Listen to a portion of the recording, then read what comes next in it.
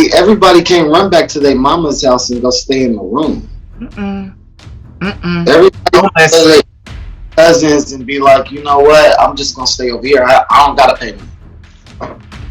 Listen. Everybody can't do that. Keep saying it. You were saying everybody can't do something and it cut out. Say it again.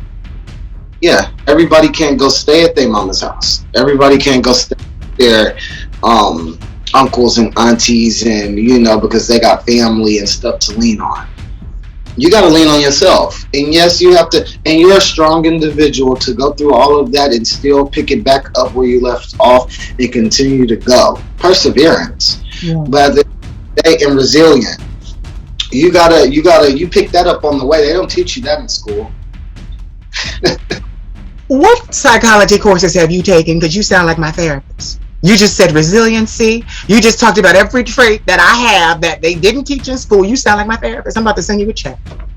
No, for real. But I learned there's two types of people who learn from the books and people who learn from experience. I've learned from experience. Me too. In the streets of California, baby. Yeah. So like, yeah. And you know what else too? Though? I want to say this too. Like yes, you learned from the experience too, but I can tell you picked up a book. You did both. Yeah, I have some college. But this is the thing, even without college, because I'm not I didn't finish that. But as long as you have been living, there's Google, there's research, there are newspapers, there are articles. I don't know why. Go ahead. I'm sorry. Oh, go ahead, baby. Take your time. Yeah, I read books a lot. I mean, there was at one point in time where I was, and it's okay to cry. I had lonely crying nights. When you go through them nights, crying and crying and crying, you gotta figure it out. You can't just be crying and don't have no plan, But I went through so many bad nights. There was one point in time I spent a year in jail. I said, this is life. We're going to have to figure it out. Yeah. So. Absolutely.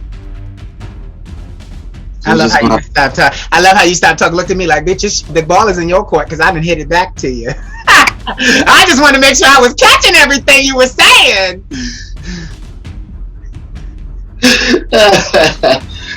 Yeah, so life is hard.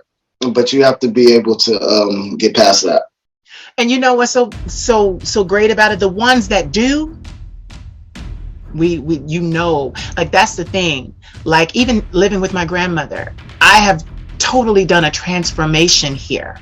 And it's like my greatest accomplishment is knowing that if I left here today or tomorrow, if my grandmother went on to glory, she's 75, I would be okay because I worked, I earned it, and I built it. I can take care of myself. That was my biggest fear, that I would not be able to take care of myself, because there's nothing worse than being gay, effeminate, and at the mercy of the streets and older men that want to use you for what they want to use you for, and you ain't got no house. And black. And then add mental illness, because a lot of us is running around with that too. Man, there is nothing worse. But what Mary J. Blige said, she said, after it rains, flowers grow. So keep on raining, baby.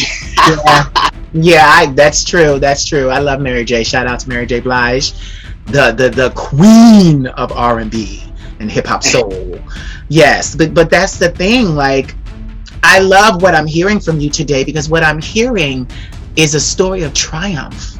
I mean, oh my God, do you know there was one point I was in jail? Like, I was in jail, and it was just like, and I knew I didn't want to be there, because I'm like, these men, oh God. See, the funny part about it is people don't know what porn stars go through behind the scenes. They say, oh my gosh, she does porn, blah blah blah blah, I don't want to talk to him, this, that, and the other, blah blah. But you don't know my story, baby, and you don't know what I've been through. And just because you don't do porn and I do, I look at it as that's my employment or my side hustle for now. I need that.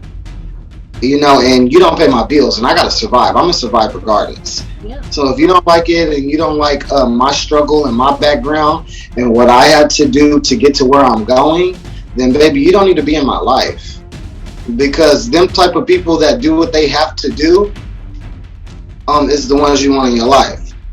Yep, I agree. They got more wisdom, and they can give you actually advice. Yeah, yeah, I agree. As he runs away to get more drink.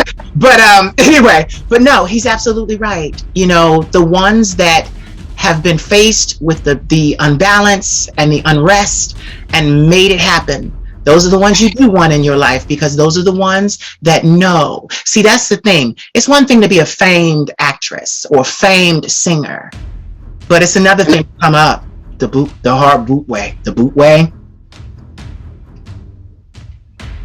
You were going to say something. Go ahead. I stopped because you were going to say something.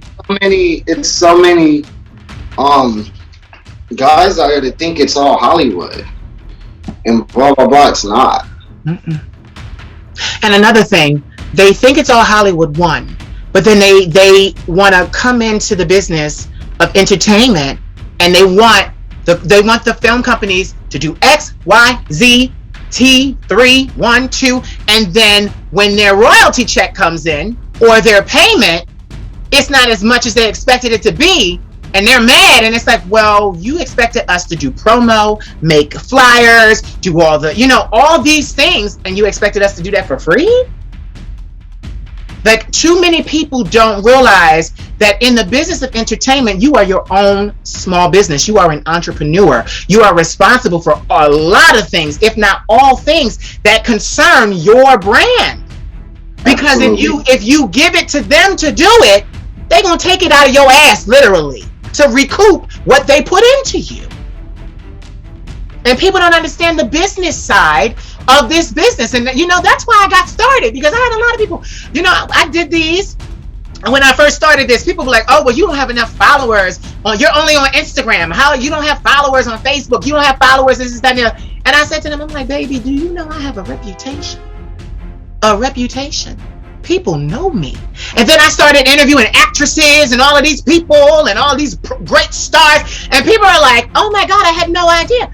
Yeah, because they watched me for 6.5 years. They watched me build my shit. So I had the respect behind the scenes, even though y'all didn't see all the numbers. Right. People knew who I was. So I was like, oh yeah, the Queen of Shape, we'll interview with her. Yeah, we'll talk to her. And it's like, and then they come back to you. Oh, well, if you're still interested in an interview, I'll give it to you. And do you know what I say? Okay, when are you free? I know that's right. Because it only makes me look better. It only makes me look better. I'm not refusing not a single interview. I don't care if they spit on my name. I don't care if they talked about me like a dog. I don't care if they put out lies and rumors. I'm taking that interview. Why? Because it is the Queen of Shade speaking to whoever it is. And guess what? You're still here to do your job. Yep. And that's the and that's the thing. And I love this because even through this was an angle, because for a long time I was like, oh, I don't want to do interviews.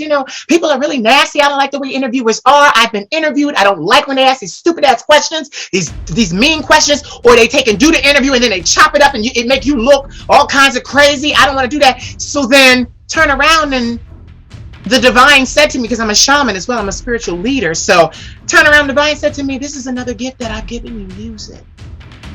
Absolutely. I got acting under my belt. I got singing under my belt. I am a consummate soprano. I have 4 albums out.